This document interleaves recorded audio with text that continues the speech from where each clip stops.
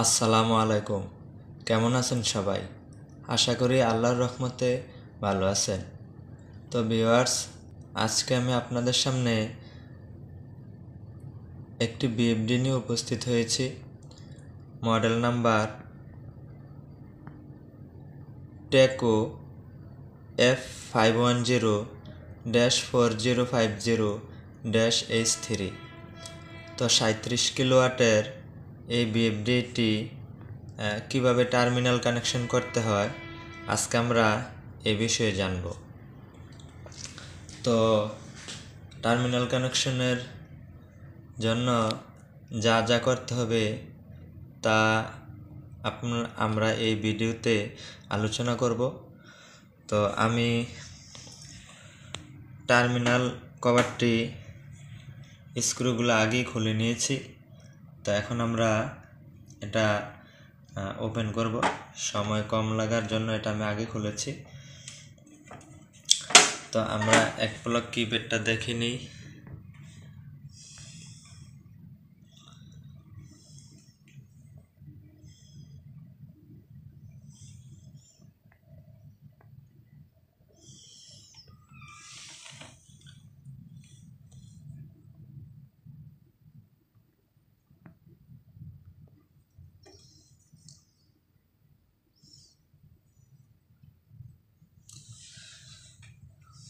তো আমরা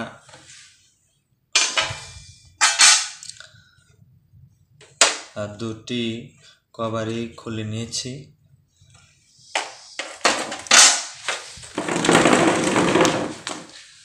তো আমরা প্রথমে পাওয়ার টার্মিনালগুলি আলোচনা করব।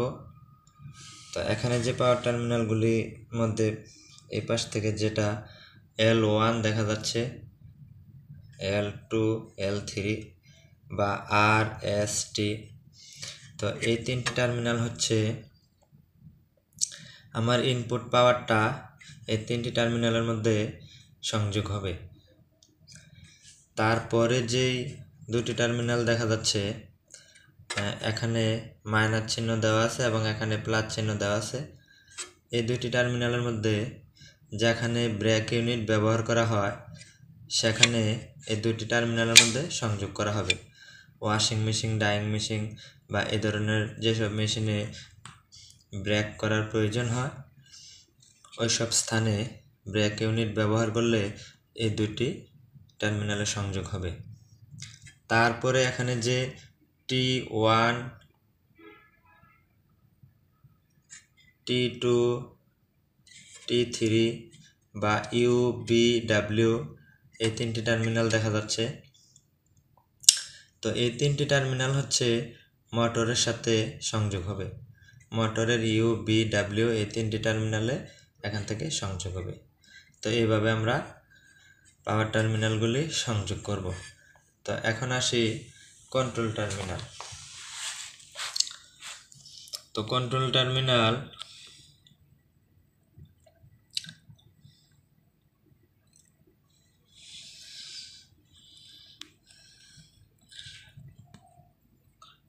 টার্মিনালের আমি এই পাশ থেকে শুরু করি।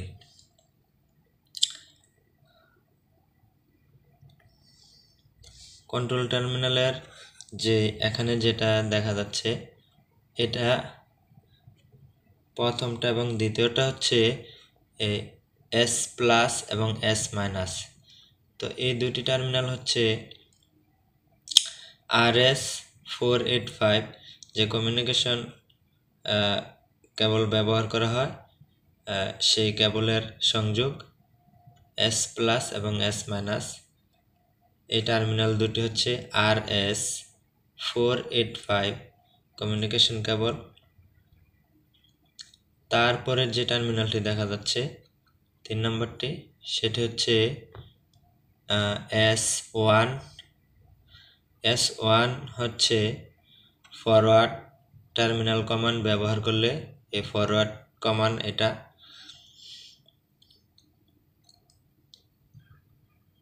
এবং এই পাশ থেকে যদি দেখি, এই পাশ থেকে ই হচ্ছে আর্থিং কানেকশন হবে, 24B হচ্ছে এটা 24 ভোল্ট, 24 ভোল্টের যেই গ্রাউন্ডিং আছে এই গ্রাউন্ডিং, এবং 24 ভোল্টের গ্রাউন্ডিং, এবং এখানে যে 3 নম্বর টার্মিনালটি দেখা যাচ্ছে এটা হচ্ছে S2 হচ্ছে রিভার্স কমান্ড, S2 হচ্ছে রিভার্স কমান্ড। আর এখানে S3 এবং এখানে S4 এবং এখানে S5।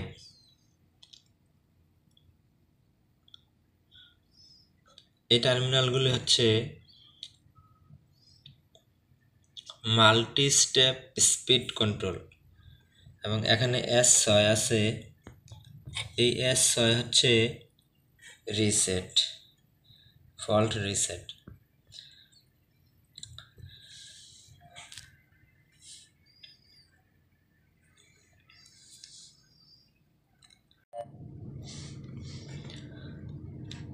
তো এখানে আমি S1 থেকে S6 পর্যন্ত 6 পর্যন্ত যে আলোচনা করলাম, এই প্রত্যেকটা টার্মিনালের কমান্ড আসবে যে 24BG এখান থেকে সংযোগ করে সুইচের মাধ্যমে প্রত্যেকটা S1 থেকে S6 পর্যন্ত টার্মিনালে সংযোগ করা হবে সুইচের মাধ্যমে। তো এই এখান থেকে কমন সংযোগটা আসবে। তারপরে আমি আসি F1 এবং F2। এটা হচ্ছে সেফটি ফাংশন। যদি এক্সটার্নাল সেফটি ফাংশন ব্যবহার করা হয়, F1 এবং F2-তে সংযোগটা হবে। আমরা এখানে এক্সটার্নাল সেফটি ফাংশন ব্যবহার করি নাই, এজন্য এটা জাম্পার কানেকশন করে দিয়েছি। আর এখানে হচ্ছে PO এবং PI হচ্ছে পালস আউটপুট এবং পালস ইনপুট। পালস আউটপুট হচ্ছে এনার্জি মিটারের জন্য, এবং পালস ইনপুট হচ্ছে স্টার্ট কমান্ডের জন্য, স্পিড কমান্ডের জন্য। তো এখানে হচ্ছে অ্যানালগ আউটপুট 1, অ্যানালগ আউটপুট 2। এটা হচ্ছে 0 to 10 ভোল্ট এবং 4 to 20 মিলি এম্পিয়ার এই টার্মিনালগুলি আউটপুট হবে। আর এই হচ্ছে আর্থিং। এবং এই পাশে যদি আমরা দেখি, এই পাশে হচ্ছে 24 ভোল্ট দিচ্ছে, 24 ভোল্ট পজিটিভ বের হবে, এবং প্লাস 10 ভোল্ট এটা হচ্ছে ইনপুট কমান্ডের জন্য। এই প্লাস 10 ভোল্ট অ্যানালগ, আর এখন হচ্ছে অ্যানালগ ইনপুট যে টার্মিনাল দেখা যাচ্ছে 1 এবং অ্যানালগ ইনপুট 2, এই দুটি টার্মিনাল, এবং প্লাস 10 ভোল্ট এটা হচ্ছে যদি আমরা এক্সটার্নাল পটেনশিওমিটার ব্যবহার করি তাহলে এই তিনটি টার্মিনালে সংযোগ হবে। এবং পিএলসি থেকে যদি আমরা এক্সটার্নাল কমান্ড ব্যবহার করতে চাই তাহলে এই টার্মিনালের মধ্যে ব্যবহার হবে, অ্যানালগ টার্মিনালের মধ্যে, ইনপুট অ্যানালগ টার্মিনালের মধ্যে। আর গ্রাউন্ডিংয়ের মধ্যে গ্রাউন্ডিং হবে। এমটি হচ্ছে মোটরের টেম্পারেচার ডিটেকশন আমরা যদি ব্যবহার করি তাহলে এখানে এটার সংযোগ হবে। তো এই সবগুলি সংযোগ আশা করি আপনারা বুঝতে পেরেছেন, এবং এই সংযোগ বিষয়ে আপনারা যদি আরও কোনো প্রশ্ন থাকে তাহলে অবশ্যই কমেন্টসের মাধ্যমে জানাবেন। তো আরেকটা কথা বলে নিই, তো এখানে S1 থেকে S6 পর্যন্ত আমরা যে আলোচনাটা করলাম সে আলোচনাটার কমন হচ্ছে 24BG। তো আমাদের এখানে একটু খেয়াল করলে বুঝতে পারবেন, এখানে যেই ডিপ সুইচটি আছে এই ডিপ সুইচটির নাম্বার হচ্ছে সুইচ নাম্বার 3। সুইচ নাম্বার 3 এখন নিচের দিকে আছে, মানে এখানে সিঙ্কে দেওয়া আছে। তো এখানে সিঙ্কে দেওয়া থাকলে আমাদের এখানে যে কমান্ড 24BG থেকে কমান্ড দেওয়ার কথা বলেছিলাম আমি, তাহলে এখান থেকে 24 BG থেকে যখন আমরা S2 তে সুইচিং করব তখন এটা রিভার্সে ঘুরবে, এবং S1 এ যদি সুইচিং করি আমরা এটা ফরওয়ার্ডে ঘুরবে। তো যদি আমরা এই সুইচটিকে সিঙ্ক মোড থেকে মানে উপরের দিকে দিয়ে দেই তাহলে এটা সোর্স মোড হয়ে যাবে। তখন এই সুইচটা যখন সোর্স মোডে চলে যাবে তখন আমাদের এই 24 BG থেকে কমান্ড দিলে আর কমান্ড কাজ করবে না। তখন আমাদেরকে কমান্ড দিতে হবে যে এই পাশের যে 24B আছে, এই যে 24B, এই পাশের যে 24B আছে এই 24B থেকে আমাদেরকে কমান্ডটা দিতে হবে এখানকার 24B থেকে। তো প্রত্যেকটা কমান্ড আমাদেরকে এই সোর্সের 24B থেকে দিতে হবে যদি আমাদের এই সুইচটা সোর্স মোডে দিয়ে দিই। তারপরে আমরা আসি এই পাশে। এই পাশে আরেকটি সুইচ দেখা যাচ্ছে, এটা হচ্ছে সুইচ 2। তো এই সুইচটি এখন আছে উপরের দিকে, একটু খেয়াল করলে দেখতে পাবেন যে এখানে বি লেখা আছে এবং নিচে আই লেখা আছে। তো এই সুইচটি হচ্ছে অ্যানালগ ইনপুট সিলেকশন। তো এটা এখন বি আছে। তো আমরা এখানে যে অ্যানালগ ইনপুট টার্মিনাল আলোচনা করেছিলাম এটা এখন বি থাকার কারণে এখানে 0 to 10 ভোল্ট এখানে ইনপুট করা যাবে। আর এই সুইচটি যখন আমরা আইতে দিয়ে দেব তখন এটা কারেন্ট হয়ে যাবে। কারেন্ট হয়ে গেলে আমাদেরকে এই এখানে যেই অ্যানালগ ইনপুট টার্মিনালটি আছে এটা 4 to 20 মিলি এম্পিয়ার হয়ে যাবে। তো আশা করি বুঝতে পেরেছেন। তো এই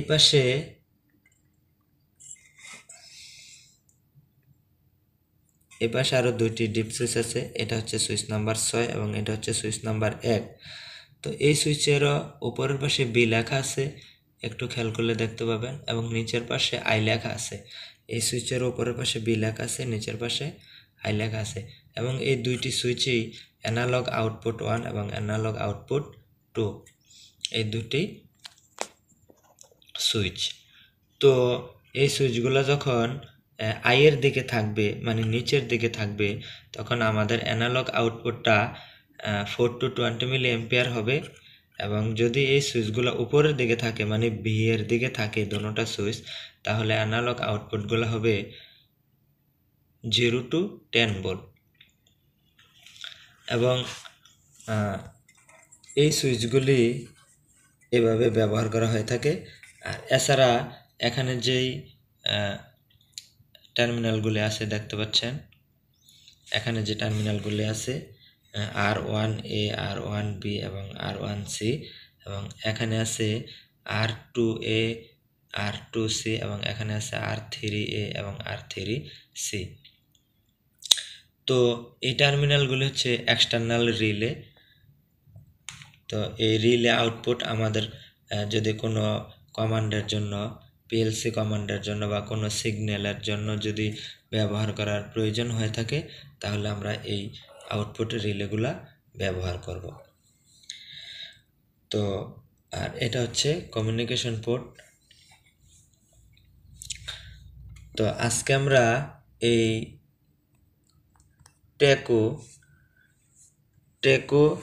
F510 এই বিএফডি নিয়ে যে টার্মিনাল কিভাবে সংযোগ করতে হবে এটা নিয়ে যে আমরা আলোচনা করেছি, তো অবশ্যই এই আলোচনাটা আপনাদের সাহায্যকারী হবে। যদি আপনারা মনে করেন যে এটা আপনাদের সাহায্যকারী হয়েছে তাহলে অবশ্যই লাইক কমেন্ট শেয়ার করবেন এবং আমাদের ফেসবুক পেজটি ফলো দিয়ে রাখবেন। এবং যদি ইউটিউব চ্যানেল থেকে দেখে থাকেন তাহলে ইউটিউব চ্যানেলটি সাবস্ক্রাইব করে বেল বাটনটি অন করে দিবেন যাতে পরবর্তী ভিডিওগুলা বিএফডি এবং পিএলসি নিয়ে যে আমরা ভিডিওগুলো আপলোড করব সেগুলো আপনারা দেখতে পারেন। তো আজকের মতন এখানেই শেষ করছি। ভিডিওটি দেখার জন্য সবাইকে ধন্যবাদ।